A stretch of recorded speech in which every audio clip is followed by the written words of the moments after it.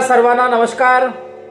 तर आज आपण पाहूया आर्थिक विकासाचे निर्देशक, इंडिकेटर्स ऑफ इकॉनॉमिक डेव्हलपमेंट। तर जगातील कोणत्याही देशाच्या विकासाचं जे अंतिम उद्दिष्ट असतं, म्हणजे जगातले कोणते देश असो, त्या कोणत्याही देशाच्या विकासाचं अंतिम उद्दिष्ट असतं काय असते, तर तेथील मानवी जीवनाचा दर्जा सुधारणे। म्हणजे कोणत्याही देशाच्या विकासाचं मुख्य उद्दिष्ट असतं की तेथील लोकांचा विकास करणं, तेथील लोकांचा जीवनमानाचा दर्जा सुधारणे, हे त्या देशाच्या विकासाचं अंतिम उद्दिष्ट असते। आणि हा विकास, हे डेव्हलपमेंट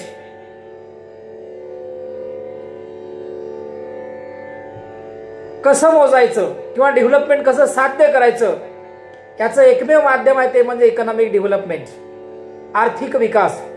म्हणजे आर्थिक विकास हे माध्यम आहे कोणत्याही देशाच्या सर्वांगीण विकासाचं, तेथील समाजातील लोकांच्या कल्याणाचं, तेथील लोकांच्या जीवनमानाचा दर्जा सुधारण्याचं एकमेव माध्यम आहे ते म्हणजे आर्थिक विकास। म्हणजे आर्थिक विकासाच्या माध्यमातून कोणत्याही देशाला आपला सर्वांगीण विकास करता येऊ शकतो, तेथील समाजाच्या कल्याणामध्ये वाढ करता येऊ शकते, तेथील मानवी जीवनाचा आपल्याला दर्जा सुधारता येत असतो।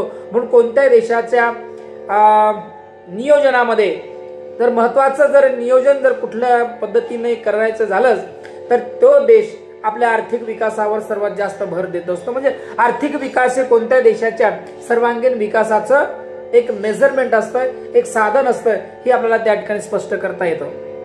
तर हा आर्थिक विकास म्हणजे नेमका काय आहे, तर आर्थिक विकास म्हणजे त्या देशाच्या राष्ट्रीय उत्पन्नामध्ये वाढ होणं, त्या देशातील लोकांच्या दरडोई उत्पन्नामध्ये वाढ होणे आणि राष्ट्रीय उत्पन्न, दरडोई उत्पन्न याच्या वाढीमधून समाजाच्या कल्याणामध्ये होणारी वाढ, म्हणजे थोडक्यामध्ये आपण त्याला आर्थिक विकास असं म्हणूया।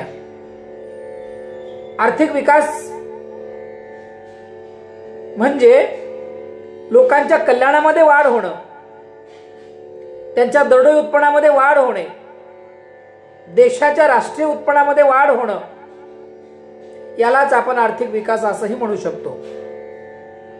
तर हा आर्थिक विकास आणि त्याचं मेजरमेंट करायचं जर झालं तर आपल्याला काय करावं लागेल,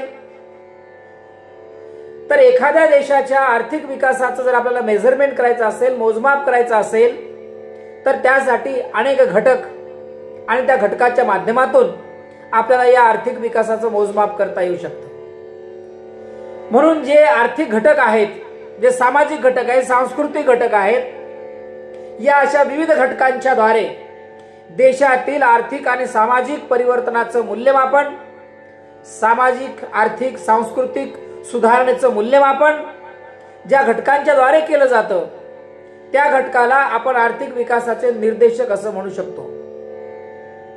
म्हणजे या आर्थिक विकासाच्या निर्देशकाच्या माध्यमातून एखाद्या देशाचा आर्थिक विकास झाला आहे किंवा नाही, झाला तर किती झाला, याचं मोजमाप ज्या घटकाच्या माध्यमातून केलं जातं, त्या घटकालाच आपण आर्थिक विकासाचे इंडिकेटर्स असं म्हणू शकतो किंवा त्याला आर्थिक विकासाचे निर्देशक असे त्याला म्हणतात। की आर्थिक विकास ही संकल्पना फक्त एका क्षेत्रापुरती मर्यादित आहे का, तर नाही। तर आर्थिक विकास ही संकल्पना एका क्षेत्रापुरती मर्यादित नसून समाजाच्या विकासासाठी उपयुक्त असणारे सर्व क्षेत्र, त्या सर्व क्षेत्राशी संबंधित ही आर्थिक विकास ही संकल्पना महत्वाची आहे। म्हणजे फक्त आर्थिक विकास झालाच म्हणजे देशाचा विकास होईल का, नाही। तर समाजाच्या सर्वांगीण विकासाची जी क्षेत्र आहेत, त्या क्षेत्रामध्ये सुधारणा होणं म्हणजेच त्याला आपल्याला आर्थिक विकास असं म्हणता येऊ शकतं। आणि त्याच आर्थिक विकासालाच, म्हणजे त्या आर्थिक विकासाचे जे इंडिकेटर्स आहेत, त्या आर्थिक विकासाचे इंडिकेटर्स आणि त्या इंडिकेटरच्या माध्यमातून कोणत्या देशाचा विकास झाला आहे किंवा नाही याचं मूल्यमापन आपल्याला करता येऊ शकतं। म्हणून आर्थिक विकास आणि आर्थिक विकासाचे इंडिकेटर्स आपल्याला समजून घेणं हे गरजेचे आहे। आता विकासाचं अंतिम ध्येय काय असतं? कोणतंही असो, म्हणजे जगातली कोणतीही अर्थव्यवस्था असो, जगातला कोणताही देश असो, प्रत्येक देशाच्या सरकारचं अंतिम उद्दिष्ट, त्या देशाच्या विकासाचं अंतिम उद्दिष्ट हेच असतं की त्यांच्या समाजाच्या कल्याणामध्ये वाढ झाली पाहिजे. आणि म्हणून समाजातील जे काही सर्व घटक आहेत, या सर्व घटकांकडे, त्याच्या सुधारणेकडे लक्ष पुरवणं आवश्यक आहे. आणि त्या त्या देशातील सरकार हे सगळे कार्य करते. जनसामान्याच्या, जनजीवनाच्या, लोकांच्या कल्याणामध्ये, त्याच्या विकासाकडे, त्याच्या सुधारणेकडे लक्ष दिलं जातं. कारण ते सरकारचं उद्दिष्ट आहे, सरकारचं ध्येय आहे की समाजाचं कल्याण झालं पाहिजे. आणि हे समाजाचं कल्याण होणं हे सरकारच्या दृष्टीने फार महत्वाचा एक अशा प्रकारचं ध्येय असतं. आणि म्हणून UNDP संयुक्त राष्ट्र विकास परिषदेच्या माध्यमातून दरवर्षी डिसेंबर महिन्यामध्ये प्रमुख 5 विकासाचे अहवाल हे प्रसिद्ध केले जातात. आणि याच विकासाच्या द्वारे देशाचा विकास झाला आहे किंवा नाही, आणि देश आर्थिक विकासाच्या कोणत्या टप्प्यावर आहे, जागतिक पातळीवर आपल्या देशाचा विकास किती झालेला आहे, याचंही मूल्यमापन प्रामुख्याने आपल्याला या इंडिकेटरच्या माध्यमातून करता येतं. आणि म्हणून हे आर्थिक विकास आणि त्याचे निर्देशक याचा आपण आढावा घेत असताना आपल्याला सांगता येतंय की आर्थिक विकासाचे इंडिकेटर्स जर कोणते असतील तर ते एक आहे की देशाच्या राष्ट्रीय उत्पन्नामध्ये वाढ होणं. आता सर्वसाधारणपणे 2025 मध्ये देशाच्या GDP मध्ये 330.7 ट्रिलियन एवढा देशाचा जे काही GDP आहे, उत्पन्न आहे, ते एस्टिमेट केला गेलेला आहे. म्हणजे मागील वर्षाच्या जवळपास 9.8% हा त्याच्यामध्ये असणारा व्हेरिएशन आहे. आणि म्हणून राष्ट्रीय उत्पन्नामधील वाढ ही देशाच्या आर्थिक विकासाचं महत्वपूर्ण अशा प्रकारचं इंडिकेटर आहे की राष्ट्रीय उत्पन्न ही संकल्पना व्यापक आहे. आणि ही संकल्पना व्यापक असल्यामुळे या राष्ट्रीय उत्पन्नाचा अभ्यास हा स्थूल अर्थशास्त्रामध्ये केला जातो.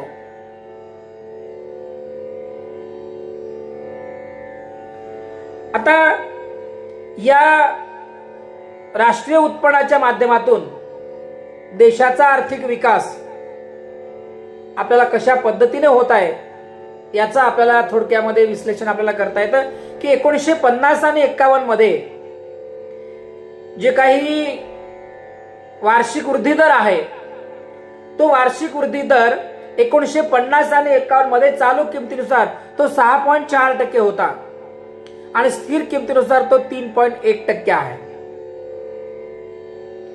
त्यानंतर 2019 ते 20 मध्ये चालू किमतीनुसार देशाचं राष्ट्रीय उत्पन्न हे 7.2% होतं आणि स्थिर किमतीनुसार तो 4.2% असं एस्टिमेट केला गेलेला आहे. म्हणजे यावरून आपल्याला असं सांगता येतं की एका वर्षामध्ये देशाच्या राष्ट्रीय उत्पन्नामध्ये सातत्याने वाढ होत असताना आपल्याला दिसून येते आणि हे देशाच्या विकासाचं लक्षण आहे. राष्ट्रीय उत्पन्न हे पैशाच्या माध्यमातून मोजलं जातं. म्हणजे एका वर्षामध्ये देशाला किती रेव्हेन्यू प्राप्त झाला, देशाचं उत्पन्न किती वाढलं, यावरून देशाच्या विकासाचं मोजमाप केलं जातं. आणि म्हणून ज्या देशाचं राष्ट्रीय उत्पन्न जास्त असतं तो देश विकसित असतो, ज्या देशाचं राष्ट्रीय उत्पन्न कमी असतं तो देश विकसित देशाच्या तुलनेने पाठीमागे असतो. म्हणून प्रत्येक देश आपल्या दरवर्षी राष्ट्रीय उत्पन्नात वाढ करण्याचा सातत्याने प्रयत्न करत असतो, कारण की राष्ट्रीय उत्पन्नामध्ये वाढ होणं हे त्या देशाच्या आर्थिक विकासाचे इंडिकेटर आहे.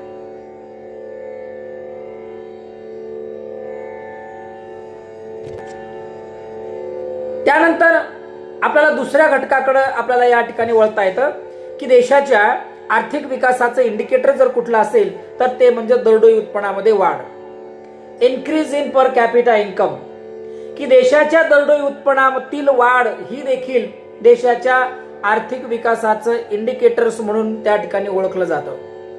की वार्षिक दरडोई उत्पन्न हे एका विशिष्ट विभागामध्ये काम करणाऱ्या प्रति व्यक्ती उत्पन्नाचं वार्षिक म्हणजे वार्षिक उत्पन्न असते आणि हे उत्पन्न प्रत्येक राज्यामध्ये देशामध्ये हे विभिन्न स्वरूपाचं आपल्याला दिसून येतं।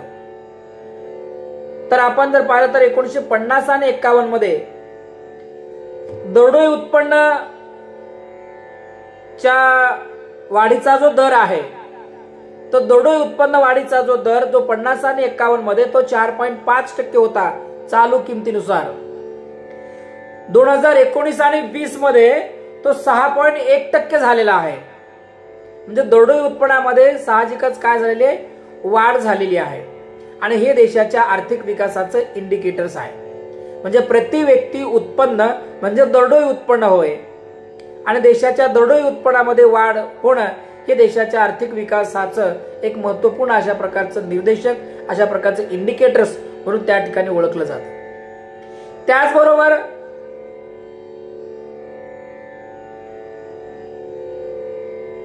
या आर्थिक विकासाच्या इंडिकेटर्स मध्ये जे काही डिस्ट्रीब्युशन ऑफ वेल्थ आहे, संपत्तीचं वितरण जे आहे हे कशा पद्धतीने होते आहे याच्यावर देखील आर्थिक विकासाचं मोजमाप किंवा ह्याला आर्थिक विकासाचं इंडिकेटर्स असं म्हटलं जातं। म्हणजे देशामध्ये विशिष्ट वर्षात निर्माण होणारी जी संपत्ती आहे या संपत्तीचं समान प्रमाणामध्ये जर वाटप जर होत असेल तर गृहीत धरायला हरकत नाही की देशाचा विकास झालेला आहे, हे देशाचा विकास झाला आहे असं समजलं जातं। आणि म्हणून आर्थिक विकासाचे फायदे याचा अर्थ असा होतो की सर्वांना समान पद्धतीने मिळतात। ज्या वेळेला देशातील राष्ट्रीय संपत्तीचं समान पद्धतीने वाटप होतं त्या अर्थी देशातील प्रत्येक व्यक्तीला त्याच्या क्षमतेनुसार रोजगार प्राप्त होतो, त्याच्या क्षमतेनुसार त्याला देशाच्या राष्ट्रीय उत्पन्नाचा वाटा त्याला प्राप्त होत असतो। म्हणून तो निरनिराळ्या व्यवसायामध्ये काम करत असेल किंवा उद्योगधंद्यामध्ये काम करत असेल तर कामगारांना मजुरांना मिळणारं जे काही वेतन आहे तर ते वेतन त्याला त्याच्या क्षमतेनुसार त्याला त्याच्या कुवतीनुसार त्याला प्राप्त होते। म्हणजे हे देशाच्या आर्थिक विकासाचं इंडिकेटर्स आहे हे आपल्याला त्या ठिकाणी स्पष्ट करता येऊ शकतं। म्हणून राष्ट्रीय उत्पन्नाचं जर विषम प्रमाणामध्ये जर वाटप जर झालं म्हणजे थोडक्यामध्ये असं आपल्याला म्हणता येईल विषम पद्धतीने वाटप होणं म्हणजे नेमकं काय की राष्ट्रीय उत्पन्नातला जास्तीत जास्त भाग हा कमी वर्गांना उपलब्ध होतो आणि कमीत कमी भाग जास्त वर्गांमध्ये विभाजित होतो। म्हणजे जास्त लोकांना संपत्ती प्राप्त होत नाही किंवा त्यांना उत्पन्नाचा स्रोत त्यांना प्राप्त होत नाही। म्हणून आपल्याला सांगता येतं की संपत्तीचं जर समान पद्धतीने जर वाटप होत असेल तर ते आर्थिक विकासाचं इंडिकेटर्स आहे, आर्थिक विकास होत आहे असा त्याचा अर्थ होतो।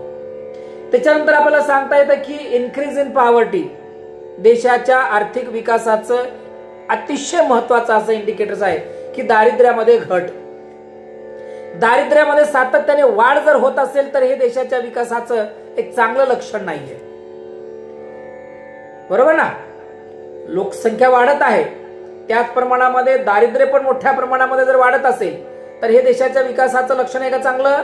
तर बिलकुल नाही। दारिद्र्यामध्ये सातत्याने काय झाली पाहिजे? घट झाली पाहिजे।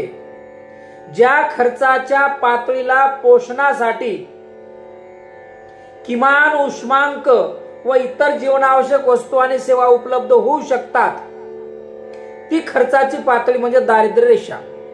म्हणजे त्या दारिद्र्य रेषेवर असे लोक जीवन जगतात की त्यांना सगळ्या वस्तू आणि सेवा त्यांना प्राप्त होतात, त्यांना उष्मांक प्राप्त होत असतो आणि त्या पद्धतीने जीवन जगतात। परंतु बऱ्याचसा वर्ग, एकूण लोकसंख्येचा बराचसा वर्ग असा आहे की त्यांना आपलं जीवन जगण्या इतपत पोषण आहार मिळत नाही, त्यांना उष्मांक मिळत नाही आणि म्हणून ते दारिद्र्याच्या अवस्थेमध्ये आपलं जीवन व्यतीत करतात. म्हणून ज्या वर्गांना, ज्या समाजातील वर्गांना, जो वर्ग अशा परिस्थितीमध्ये जीवन जगतो की ज्याला अन्न, वस्त्र, निवारा आणि शिक्षण ह्या गोष्टी त्यांना प्राप्त होत नाहीत किंवा त्यांच्याद्वारे त्यांचा विकास होऊ शकत नाही आणि म्हणून ती जनता, तो समाज, तो वर्ग, तो गट, तो समूह अशा परिस्थितीमध्ये जीवन जगतो. ती परिस्थिती म्हणजे दारिद्र्य होय. आणि अशा परिस्थितीमध्ये जर जीवन जगणाऱ्यांची संख्या जर सातत्याने वाढ होत असेल त्याच्यात, तर हे देशाच्या विकासाचं लक्षण नाही. आणि म्हणून आपल्याला काय केलं पाहिजे, तर दारिद्र्य रेषेच्या खालचं जे राहणीमान आहे, मग ते राहणीमान कोणतं असेल, ते निकृष्ट स्वरूपाचं राहणीमान असेल. त्यांच्या राहणीमानाचा दर्जा खालावलेला असेल, त्यांना पोषण आहार किंवा पोषक आहार न मिळाल्यामुळं, त्यांना उष्मांक न मिळाल्यामुळं त्या व्यवस्थेमध्ये, त्या समाजामध्ये काय दिसतं, तर उपासमार दिसते, कुपोषण दिसतं, आजारपण दिसतं. पण हे काय विकासाचं लक्षण आहे का? नाही. तर असं विकासाचं लक्षण आहे की ज्या व्यवस्थेमध्ये, ज्या समाजामध्ये, ज्या देशामध्ये दारिद्र्य रेषेच्या खाली लोक नाहीयेत, ते दारिद्र्य रेषेला कसे पाहिजे, वर पाहिजे, की ज्यांना जीवन जगण्यासाठी चांगला उष्मांक मिळतो, त्यांचं राहणीमान सुधारलेलं असतं, त्यांच्यामध्ये उपासमार नाही, त्याच्यामध्ये कुठल्या प्रकारचा आजारपण नाही, कुठल्या प्रकारचं कुपोषण नाही, कुठल्या प्रकारची बेरोजगारी नाही, बेकारी नाही आणि त्याचं आयुर्मान हे चांगलं आहे, त्यांच्यामध्ये साक्षरतेचं प्रमाण चांगलं आहे. हे देशाच्या आर्थिक विकासाचं इंडिकेटर्स ठरेल, हे देशाच्या विकासाचं लक्षण ठरेल. म्हणून रॅग्नर नर्क्स असा म्हणतो की एखादा देश गरीब आहे कारण की तो गरीब आहे. Country is poor because it is poor. जोपर्यंत ही गरिबी कमी होणार नाही तोपर्यंत देशाचा विकास होणार नाही. म्हणून ही गरिबी कमी करायची असेल तर देशातलं दारिद्र्य कमी करावं लागेल. आणि दारिद्र्य जर कमी करायचं असेल तर देशातील लोकांचं प्रति व्यक्ती आय वाढलं पाहिजे, प्रति व्यक्ती उत्पन्नामध्ये वाढ झाली पाहिजे. त्यासाठी देशातील लोकांना त्याच्या क्षमतेनुसार, त्याच्या पात्रतेनुसार त्याला रोजगार हा मिळालाच पाहिजे. There is a economic development and there is a indicators of economic development. तेव्हाच होऊ शकतं, नसता हे दारिद्र्याचं दुष्टचक्र जे आहे ना, हे अतिशय वेगाने तयार होईल. मग जोपर्यंत देशातलं दारिद्र्याचं दुष्टचक्र भेदलं जाणार नाही, कारण दारिद्र्याचं आता पाठीमागच्या लेक्चर मध्ये आपण पाहिलं की देशामध्ये दारिद्र्याचं दुष्टचक्र दोन मार्गाने निर्माण होतं. एक म्हणजे मागणीच्या बाजूने आणि दुसरं पुरवठ्याच्या बाजूने, आणि दोघांचं एकच कारण आहे, ती म्हणजे अल्प उत्पादकता. बरोबर. मग हे दारिद्र्याचं दुष्टचक्र जर भेदायचं असेल तर सरकारने त्या त्या पद्धतीच्या उपाययोजना केल्या पाहिजे आणि सरकार हे त्या त्या पद्धतीने नवीन नवीन उपक्रम, नवीन नवीन योजना राबवून हे दारिद्र्य कमी करण्याचा प्रयत्न करत आहे. म्हणजे there is a economic development of, म्हणजे हे घटक आहे इंडिकेटर्स ऑफ इकॉनॉमिक डेव्हलपमेंट याला. आणि म्हणून हे दारिद्र्याचं दुष्टचक्र, हे भारतातील दारिद्र्याचं जे प्रमाण आहे, हे दारिद्र्याचं प्रमाण कमी कमी होणं, हे आर्थिक विकासाचं इंडिकेटर्स म्हणून ओळखलं जातं. जसं आपण पाहिलं की 1973 आणि 74 मध्ये ग्रामीण भागामध्ये दारिद्र्याचं प्रमाण 56.4% होतं, तर शहरी भागामध्ये ते प्रमाण 59% होतं. ओव्हरऑल जर विचार जर केला तर भारतामध्ये 70 आणि 73 आणि 74 मध्ये हे दारिद्र्याचं प्रमाण जवळपास 55% आसपास होतं, म्हणजे 54.9% आसपास देशामध्ये दारिद्र्य होतं. आता ती स्थिती 2009 ते 2010 ची जर आपण जर पाहिली तर ग्रामीण भागामध्ये दारिद्र्याचं प्रमाण हे 33.8% आणि शहरी भागामध्ये ते 20.9% झालेलं होतं. ओव्हरऑल जर विचार केला तर भारतामध्ये हे दारिद्र्याचं प्रमाण 2009 ते 2010 मध्ये ते 29.8%, near by 30% poverty in India. आताही त्याच्यामध्ये थोड्याफार प्रमाणामध्ये बदल झालाय, पण डबल डिजिट अजूनही आपल्या देशामध्ये दारिद्र्याचं प्रमाण टिकून आहे. खरं तर हे आपल्या देशाच्या विकासाचं चांगलं लक्षण नाही. कारण जोपर्यंत देशातलं दारिद्र्य कमी होणार नाही, जोपर्यंत देशातली बेरोजगारी कमी होणार नाही, तोपर्यंत आपल्याला आर्थिक विकास आणि या आर्थिक विकासाचे फायदे आपल्याला पाहायला मिळणार नाही. त्याच्यानंतरचं महत्वाचं इंडिकेटर्स आहे आर्थिक विकासातलं improvement to standard of living, की राहणीमानाच्या दर्जामध्ये सुधारणा होणं हे आर्थिक विकासाचं इंडिकेटर आहे.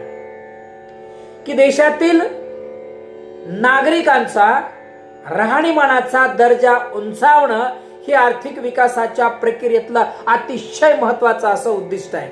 मी आताच म्हणालो की कोणत्याही देशाच्या आर्थिक कोणत्याही देशाच्या जगातल्या कोणत्याही देशाच्या विकासाचं अंतिम उद्दिष्ट जर काय असेल, अंतिम हेतू जर काय असेल, तर आपल्या देशातील समाजाचं कल्याण.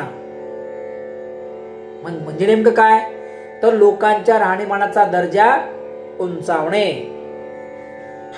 बरोबर ना. तर आता हे दर्जा उंचावला हे विकासाचं उद्दिष्ट आहे. आता हे कशाच्या माध्यमातून होईल, तर राष्ट्रीय उत्पन्नामध्ये वाढ झाली पाहिजे, दरडोई उत्पन्नामध्ये वाढ झाली पाहिजे. म्हणजे असं केल्याने होईल का, तर आता आपण म्हणालो होतो की राहणीमानाचा दर्जा सुधारला पाहिजे, तर काय झालं पाहिजे, देशाच्या राष्ट्रीय उत्पन्नामध्ये वाढ झाली पाहिजे, दरडोई उत्पन्नामध्ये वाढ झाली पाहिजे.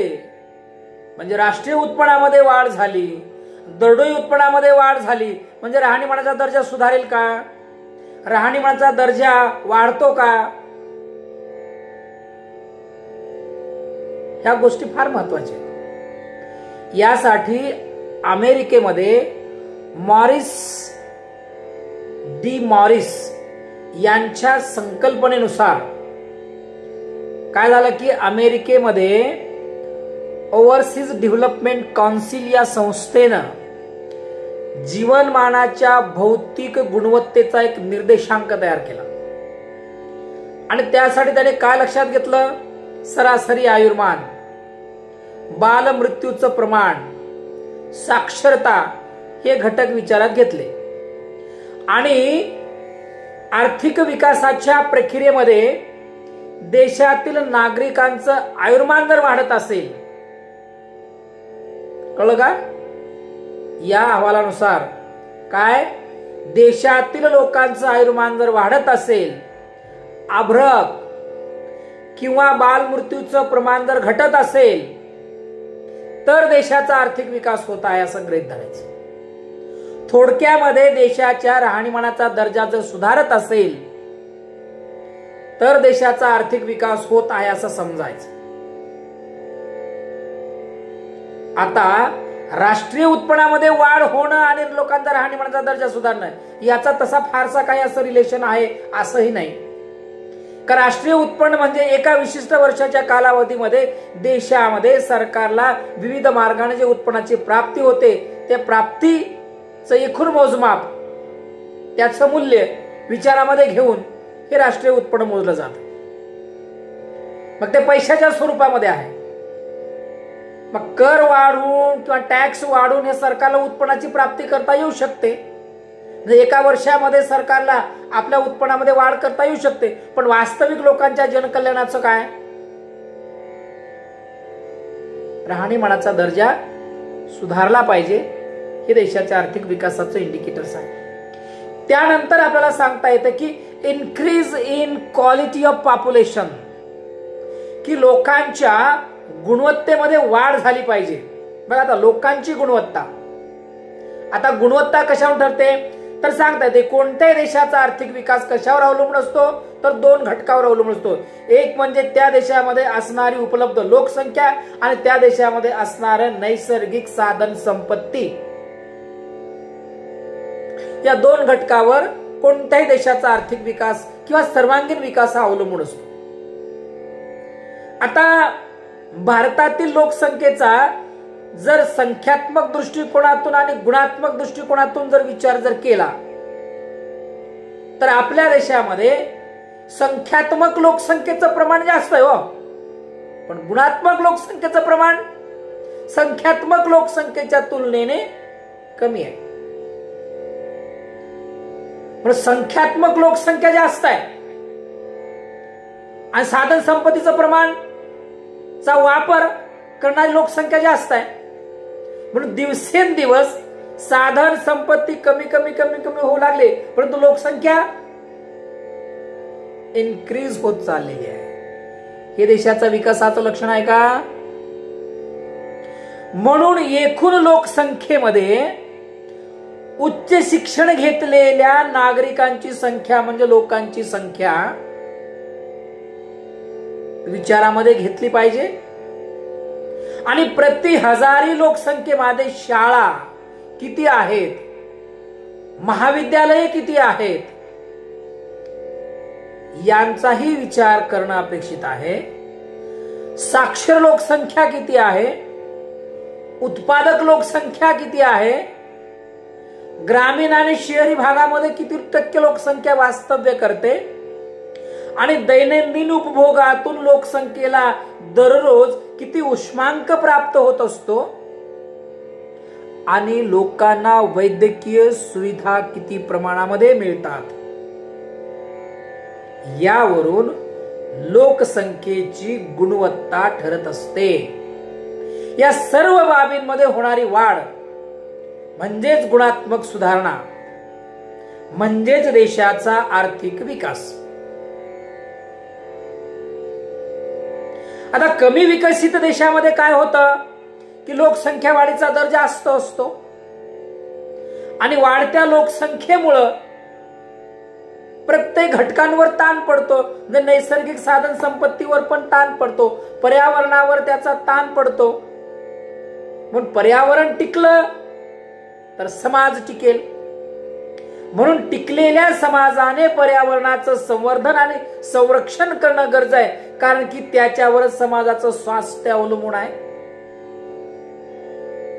पूरक आहे, समाजाला पर्यावरण पूरक आहे आणि पर्यावरणाला समाज पूरक आहे. पण पर्यावरण हे शाश्वत आहे आणि म्हणून या घटकाचा वापर माणसाने व्यवस्थितपणे केला पाहिजे. आता या पर्यावरण संवर्धन संरक्षण हे कोणत्या लोकसंख्येच्या माध्यमातून होऊ शकतं तर गुणात्मक लोकसंख्येच्या माध्यमातून होऊ शकतं. ज्यांच्यामध्ये वैज्ञानिक दृष्टिकोन आहे, ज्याला असं वाटतं की आपण शाश्वत विकासाचे घटक आहोत आणि हा शाश्वत विकास हा चिरंतरपणे टिकला पाहिजे. आणि म्हणून हे देशाच्या आर्थिक विकासाचं फार महत्वाचं असं इंडिकेटर्स आहे की लोकसंख्येच्या गुणवत्तेमध्ये वाढ झाली पाहिजे, साक्षरतेमध्ये वाढ झाली पाहिजे, शाळा महाविद्यालयाची संख्या प्रति हजारी लोकसंख्येच्या पाठीमागे वाढली पाहिजे, ग्रामीण भागामध्ये आणि शहरी भागामध्ये लोकसंख्येचा विकास झाला पाहिजे, पर्यावरणाचं संवर्धन झालं पाहिजे, आरोग्यविषयक सुविधा लोकांना मिळाल्या पाहिजे, साक्षरतेचं प्रमाण वाढलंच पाहिजे, नक्कीच वैद्यकीय सुविधा मिळाल्याच पाहिजे आणि दैनंदिन लोकांना जीवन जगण्यासाठी जो उष्मांक लागतो तो उष्मांक त्यांना मिळालाच पाहिजे. हे आपल्याला ह्या आर्थिक विकासाच्या इंडिकेटर्स वरनं स्पष्ट करता येऊ शकतं. त्यानंतरचं अतिशय महत्वाचं असं इंडिकेटर्स आहे ते म्हणजे इम्प्रूव्हमेंट इन हेल्थ फॅसिलिटीज. आता पोषण दर्जा, स्वच्छतेची स्थिती, जन्माच्या वेळचा आयुर्मान, आभ्रकाचा मृत्यू, बालमृत्यू, माता मृत्यू यावरून आरोग्यविषयक निर्देशांक काढला जातो. आता आपला आरोग्यविषयक निर्देशांक काढायचा आहे. तर काय असतं, आपण काय खातो, किती खातो, किती खायला मिळतं, किती खायला पाहिजे, याच्यावरनं आपला उष्मांक ठरत असतो आणि त्याच्यावरनं आपली जीवनरेषा ही ठरत असते. म्हणून चांगल्या पद्धतीचं खाल्लं पाहिजे. जीवन जगण्यासाठी माणसाला किमान 2250 कॅलरीज उष्मांक मिळेल एवढं अन्न आपण दररोज खाल्लं पाहिजे. आणि तेवढं अन्न खाण्यासाठी आपल्याकडं अपेक्षित आहेत पैसे, आपल्याकडे अपेक्षित आहे उत्पन्न मिळणं. म्हणजे ज्याला उत्पन्नाची प्राप्ती होते आणि त्या उत्पन्नातला किती भाग ते ह्या पोषणावर खर्च करतात त्याच्यावर त्याचं आरोग्य अवलंबून आहे. बरोबर. माता मृत्यू दराचं प्रमाण, आता हे पूर्वीच्या काळामध्ये माता मृत्यू दराचं प्रमाण होतं कारण की आरोग्यविषयक सुविधा नव्हत्या. त्याच्यामुळं गर्भवती असतानाच बऱ्याचशा मातांचा मृत्यू होत होता. परंतु आता नवीन नवीन शोध लागले, आरोग्यविषयक सुविधा आता ग्रामीण भागामध्ये देखील पोहोचलेल्या आहेत आणि त्याच्यामुळे आताचं हे जे प्रमाण आहे हे प्रमाण नक्कीच माता मृत्यू दराचं प्रमाण हे कमी झालेलं आहे. बालमृत्यू दराचं प्रमाण कमी झालं कारण की नवीन नवीन लसे झालेल्या आहेत आणि त्या लसेच्या माध्यमातून विविध रोगांचा होणारा जो काही प्रादुर्भाव आहे तो प्रादुर्भाव देखील आता फार कमी प्रमाणामध्ये झालेला आहे. त्याच्यामुळे आरोग्यविषयक सुविधांचा निर्देशांक हा बऱ्यापैकी भारतातला आहे, आपल्याला असं स्पष्ट करता येऊ शकतं. परंतु देशातील जनतेची आरोग्यविषयक स्थिती ही सामाजिक विकासाच्या दृष्टीने फार महत्वाची असते. देशातील वाढता जन्मदर, घटता मृत्यू दर हे आर्थिक विकासातले फार मोठ्या अशा प्रकारचे इंडिकेटर्स आहेत. आता जन्मदर वाढलेला आहे म्हणजे जन्मदर स्थिर आहे आणि मृत्यूदर हा घटलेला आहे. आता मृत्यूदर का घटलेला आहे, कारण मी आता सांगितलं की आरोग्यविषयक सुविधा आता मोठ्या प्रमाणामध्ये उपलब्ध झालेल्या आहेत. ग्रामीण भागापर्यंत देखील आरोग्य केंद्र, उपकेंद्र, आरोग्य सेविका, आता त्याच्या माध्यमातून जनतेपर्यंत आता जनजागृती झालेली आहे आपल्या आरोग्याविषयीची. आता फारसा अंधश्रद्धा, रूढी, परंपरा ह्यांना फारसा आता समाज बळी पडत नाही. म्हणजे आता बरेचसा समाज आपला दवाखाना, आरोग्यविषयक सुविधांची उपलब्धता आता बऱ्याच अंशी प्रमाणामध्ये झालेली आहे. त्याच्यामुळे आता मृत्यूदर हा काय काय थोड्या अंशी प्रमाणामध्ये हा कमी झालेला आहे. पण जन्मदराचं जे प्रमाण आहे हे जन्मदराच्या प्रमाणामध्ये प्रामुख्याने ही स्थिरता आहे. त्याच्यामुळे लोकसंख्या वाढीचा दर जो आहे तो आपल्याकडे जास्त आहे. आता आपण पाहिलं की आता 2024-25च्या दरम्यान आता आपण जागतिक स्तरावर आता आपण उच्च कोटीची लोकसंख्येचा देश आपल्याकडे म्हणून पाहिलं जातं. म्हणजे जगातल्या सर्वाधिक लोकसंख्येमध्ये आपल्या देशाची लोकसंख्या जवळपास 140 कोटीच्याही वर आपल्या देशाची लोकसंख्या आता कॅल्क्युलेट केलेली आहे. म्हणून आपल्याला सांगता येतं की वाढती लोकसंख्या आहे, वाढत्या लोकसंख्येला आरोग्यविषयक सुविधा पुरवणं फार आता कठीण आहे आणि म्हणून हे देशाच्या विकासाचं फार मोठं अशा प्रकारचं इंडिकेटर्स आहे की आरोग्यविषयक सुविधांमध्ये वाढ झाली पाहिजे, सुधारणामध्ये वाढ झाली पाहिजे. आता बरेचसे पाहिले की आता म्हणजे प्राथमिक आरोग्य केंद्र किंवा सरकारी आरोग्य केंद्राच्या दवाखान्यापेक्षा लोक आता खाजगी हॉस्पिटलला मोठ्या प्रमाणात प्रिपेअर करत आहेत. का तर त्या ठिकाणी अत्याधुनिक प्रकारच्या सेवा आणि सुविधा त्या ठिकाणी उपलब्ध आहेत, तंत्रज्ञान चांगल्या प्रकारचं. आता डॉक्टर्सची क्वालिटी ही सरकारी दवाखान्यामध्येही तेवढीच उपलब्ध आहे, नाही अशी गोष्ट आहे. MBBS झालेत, MD झालेत, MA झाले, वेगळे अतिशय टॅलेंटेड डॉक्टर्स आता सरकारी हॉस्पिटलमध्ये देखील उपलब्ध आहेत असं नाही, म्हणजे आहेत. परंतु आरोग्यविषयक सुविधांमध्ये तंत्रज्ञान जे आहे ते तंत्रज्ञान आणि त्याची सुविधा आणि त्याची उपलब्धता याचा विचार जर केला तर खाजगी दवाखान्यामध्ये याचं प्रमाण चांगलं दिसतं. स्वच्छता असेल, इतर काय गोष्टी असेल, फॅसिलिटीज, या सगळ्या गोष्टी आता मोठ्या प्रमाणात त्या ठिकाणी उपलब्ध आहेत.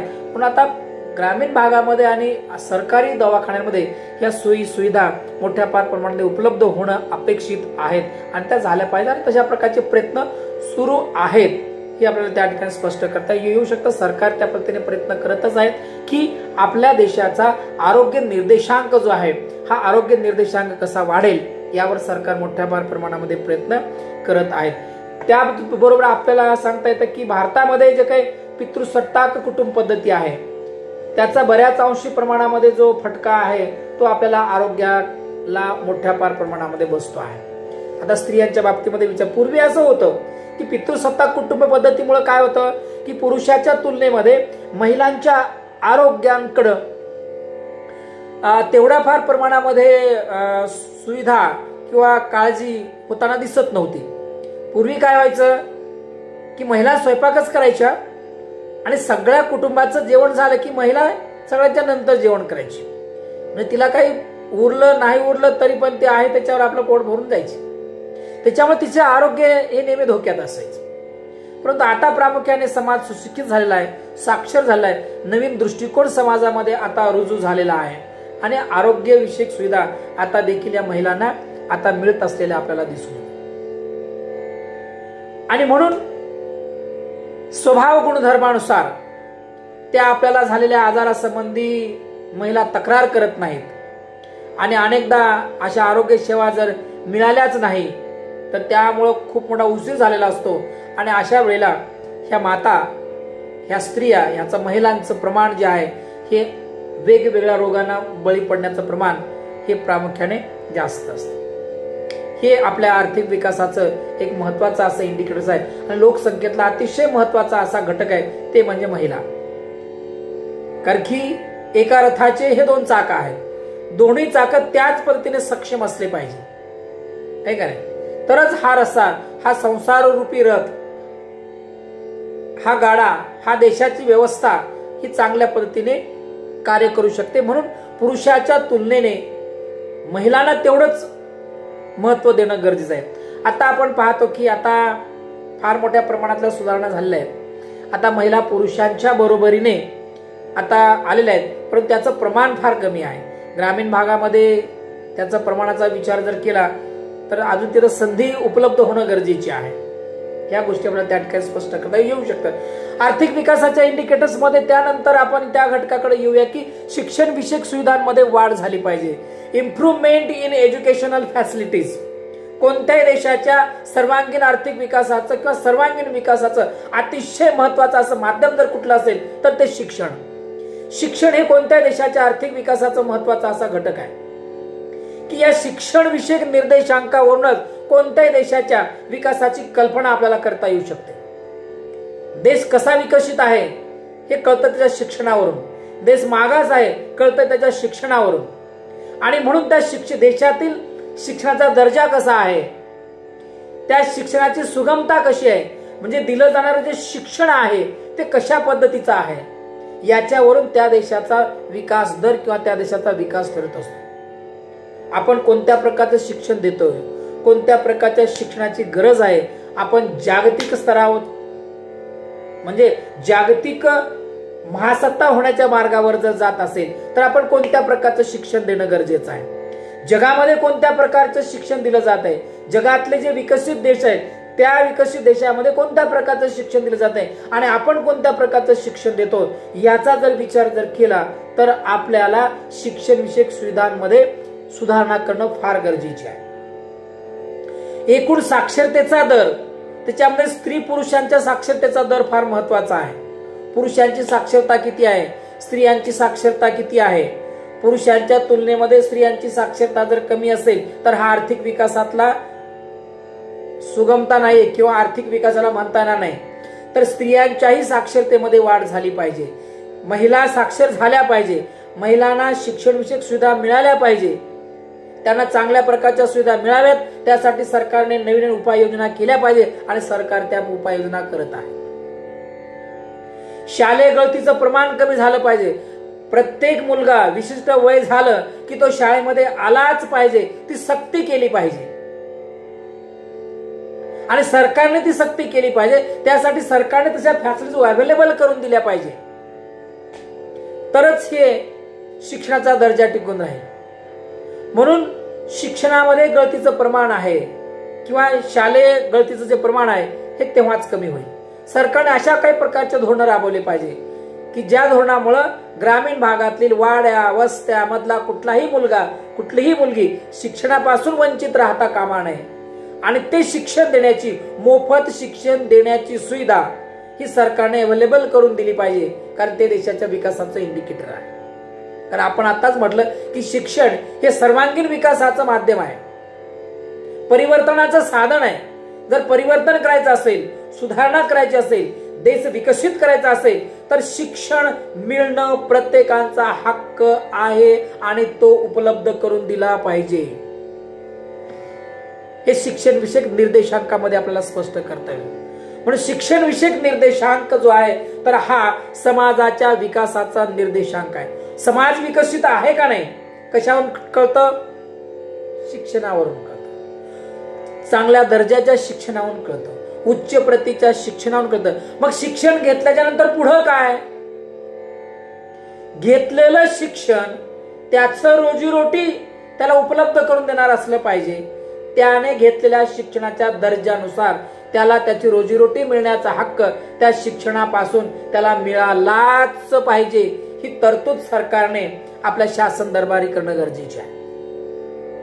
आता आपण पाहतो की सुशिक्षित बेरोजगारांची संख्या मोठ्या प्रमाणामध्ये वाढलेली आहे. PhD, MPhil, MCom, MA, B.Ed असे वेगवेगळे लोक आहेत. वेगवेगळ्या प्रकारचे डिप्लोमे तंत्रज्ञान क्षेत्रात वेगवेगळ्या क्षेत्रामध्ये असतील लोक.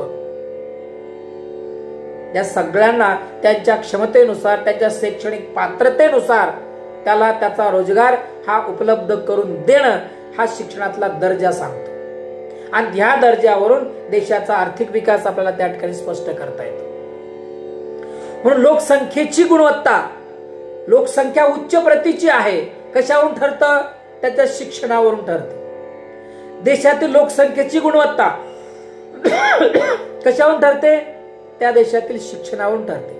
म्हणून देशाचा आर्थिक विकास घडून येत असतो. शिक्षण क्षेत्रासाठी केलेली तरतूद ही मानवी भांडवलाच्या विकासातील फार मोठी महत्वाची अशी गुंतवणूक आहे. म्हणून सरकारने ही गुंतवणूक वाढवली पाहिजे.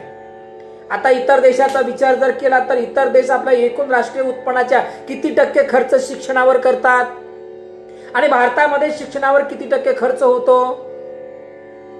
याचा विचार होणं फार गरजेचं आहे.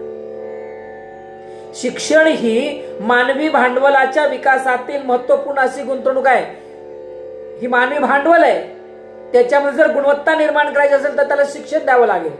म्हणजे तो चांगल्या दर्जाचं एक ह्युमन कॅपिटल म्हणून देशाच्या इकॉनॉमिक डेव्हलपमेंट मध्ये त्याचा रोल त्याला सिद्ध करता येऊ शकतो. राईट? हे देशाच्या आर्थिक विकासाचं इंडिकेटर आहे. त्याच्यानंतर अतिशय महत्वाचा असा इंडिकेटर्स आहे इकॉनॉमिक डेव्हलपमेंट मधला डिक्लाइन, म्हणजे डिक्लाइन इन रिजनल डिस्पॅरिटीज, प्रादेशिक विषमतेमध्ये घट. काय की मोठ्या प्रमाणामध्ये प्रादेशिक विषमता आणि आर्थिक विकासातील वाढता प्रादेशिक असमतोल हा भारतापुढचा अतिशय गंभीर अशा प्रकारचा प्रश्न आहे. रिजनल डिस्पॅरिटीज, इकॉनॉमिक रिजनल डिस्पॅरिटीज आणि डिक्लाइन इन रिजनल डिस्पॅरिटीज, मोठ्या प्रमाणातील प्रादेशिक विषमता आणि आर्थिक विकासातील वाढता प्रादेशिक असमतोल. म्हणजेच काय तर भारतामध्ये विविध राज्यात दरडोई उत्पन्न, गरिबी, त्या ठिकाणी अवेलेबल होणाऱ्या मूलभूत सेवा आणि सुविधा, त्यांचा आर्थिक आणि सामाजिक विकासामध्ये जी काही तफावत आहे ही तफावत मोठ्या प्रमाणावर आहे. देशाचा आर्थिक विकास झाला हे एकत्रपणे सगळ्या राज्यांचा विचार करून हा म्हणजे ही शब्द रचना केली जाते. परंतु सगळ्या राज्याचा सरासरी विचार केला जातो. मग सगळे राज्य आणि त्या सगळ्या राज्यातील परिस्थिती इक्वल आहे का? प्रत्येक राज्यातलं दरडोई उत्पन्न सारखं आहे का? प्रत्येक राज्यातली गरिबी सारखी आहे का? का कमी आहे का? कुठे जास्त आहे का गरिबीच नाहीये का? इकॉनॉमिक आणि सोशिओ इकॉनॉमिक प्रॉब्लेम हे सगळीकडे सारखेच आहेत का वेगवेगळे आहेत? डिफरंट आहे, तफावत आहे प्रत्येकांमध्ये. ही तफावत कमी झाली पाहिजे ना. भारताच्या पंचवार्षिक योजनेमध्ये देशांतर्गत विविध भागांमध्ये औद्योगिक विकासाला प्रोत्साहन देऊन ही तफावत कमी करण्याचा प्रयत्न प्रत्येक सरकारने त्या त्या कालखंडामध्ये केला गेलेला आहे. त्यासाठी तर पंचवार्षिक योजना आहे. पंचवार्षिक योजनेच्या माध्यमातून देशाचा सर्वांगीण आर्थिक, सामाजिक, सांस्कृतिक विकास व्हावा यासाठी प्रत्येक राज्यामध्ये विविध प्रकारच्या योजना राबवून तेथील विकासातली जी काही विषम तफावत आहे म्हणजे औद्योगिक क्षेत्रातली तफावत भरून काढण्यासाठी त्या त्या भागामध्ये उद्योगाचं काय केलेलं आहे? डिसेंट्रलाइज केलेलं आहे. म्हणजे ज्या ठिकाणी उद्योगाचं केंद्रीकरण झालेलं आहे, सेंट्रलायझेशन झालेलं आहे, त्या ठिकाणी उद्योगाचे विकेंद्रीकरण करून म्हणजे एकाच ठिकाणी उद्योग स्थापन न करता वेगवेगळ्या प्रकारचे उद्योग वेगवेगळ्या प्रकारच्या राज्यामध्ये स्थापन करणं, there is a industrial decentralisation, हे केलं पाहिजे आणि हे केलं जातं तरच त्या ठिकाणचा प्रादेशिक विकासातला जो असमतोल आहे तो त्या ठिकाणी भरून निघतो. आणि म्हणून उद्योगांमध्ये वाढ होणं, मग ती उद्योगामध्ये वाढ फक्त कुठं होते? शहरी भागामध्येच होते किंवा ज्या ठिकाणी बंदर आहेत त्या ठिकाणीच उद्योगाचं म्हणजे त्या ठिकाणी उद्योगाचं केंद्रीकरण होतं. म्हणजे आर्थिक सुधारांचा जो फायदा आहे तो सर्वात जास्त कोणाला मिळतो? की ज्या भागामध्ये उद्योग स्थापन झालाय, उद्योगाचं केंद्रीकरण झालंय, त्याच भागामध्ये किंवा त्याच राज्यांना मग विकासाचे फायदे मिळतात. त्याच राज्यामध्ये शहरीकरण होतं, त्याच राज्यामध्ये बंदरं विकसित होतात, त्याच राज्यामध्ये जनता देखील मोठ्या प्रमाणामध्ये सुशिक्षित आणि त्याच भागामध्ये कुशल कामगार वर्ग त्या ठिकाणी आकर्षितही होतो आणि त्या ठिकाणी निर्माणही होतो. आणि म्हणून अविकसित भागाचा विचार जर केला तर अविकसित भागामध्ये जर कमी करायचं असेल तर त्या ठिकाणी उद्योग स्थापन केले पाहिजे. उद्योगांना स्थापन करण्यासाठी त्या उद्योगांना वेगवेगळ्या प्रकारच्या सवलती दिल्या पाहिजे की तुम्ही त्या ठिकाणी जाऊन आपले उद्योग स्थापन करा, म्हणजे त्या भागातल्या लोकांना रोजगार मिळेल, त्या भागातल्या लोकांच्या उत्पन्नामध्ये वाढ होईल, त्या भागातील लोकांच्या राहणीमानाचा दर्जा सुधारेल, त्या भागातील लोकांच्या विविध वस्तू आणि सेवांची मागणी वाढेल, एकंदर आर्थिक विकासाचं चित्र आपल्याला पाहायला मिळेल. म्हणून प्रादेशिक विषमतेमध्ये घट किती प्रमाणामध्ये होत आहे यावरून देशाचा आर्थिक विकास त्या ठिकाणी मोजला जातो. मग सातत्याने प्रादेशिक विषमता जर कमी होत असेल तर देशाचा समतोल विकास होतो आहे, बॅलन्स डेव्हलपमेंट होत असेल तर समजायचं की देशाचा इकॉनॉमिक डेव्हलपमेंट होत आहे आणि हे देशाचा इकॉनॉमिक डेव्हलपमेंटचे इंडिकेटर्स आहेत हे आपल्याला त्या ठिकाणी स्पष्ट करता येऊ शकतं. त्याच्यानंतर महत्वाचा घटक आहे बेरोजगारीमध्ये घट, डिक्लाइन इन अनएम्प्लॉयमेंट लेवल. बरोबर, आर्थिक विकासाचे इंडिकेटर आहे की वैयक्तिक दृष्ट्या एखाद्या व्यक्तीला एखादा कामधंदा व आर्थिक लाभाचा व्यवसाय मिळणं म्हणजे रोजगार होय. आणि रोजगार हा प्रत्येकाला त्याच्या अहर्तेनुसार, कुवतीनुसार, क्षमतेनुसार, पात्रतेनुसार दिला जाणं किंवा मिळणं म्हणजे डेव्हलपमेंट. आणि हे विकासाचं इंडिकेटर्स आहे की लोकांना जर रोजगार जर दिला जात असेल मोठ्या प्रमाणामध्ये तर हे देशाच्या विकासाचं लक्षण आहे. आता अर्थव्यवस्थेच्या पातळीवर रोजगारांच्या इच्छुकांच्या संख्येपेक्षा म्हणजे जेवढे लोक रोजगार मागतात त्याच्यापेक्षा अवेलेबिलिटी कमी असेल तर बेरोजगारी किंवा बेकारी जास्त होते.